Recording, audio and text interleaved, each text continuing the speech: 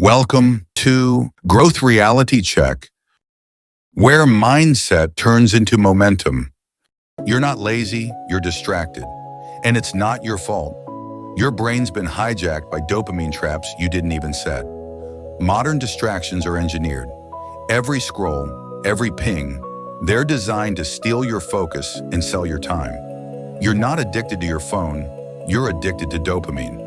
And every cheap hit makes real work feel impossible. Focus isn't willpower, it's environment. You can't stay locked in when your battlefield is full of enemy triggers. Want real focus? Start by subtracting, not adding. Remove what drains you before chasing hacks. Make focus easy. One tab, one task, one target. That's how deep work is built. Your brain rewards what you repeat. Distracted enough, and it forgets how to lock in. But train it right, and focus becomes your superpower in a world drowning in noise. Want to rewire your brain? Replace cheap dopamine with earned dopamine. Dopamine from progress hits harder than any scroll ever will. Every time you resist the urge to check your phone, you're training mental muscle most people never build. Focus doesn't just build success, it builds peace.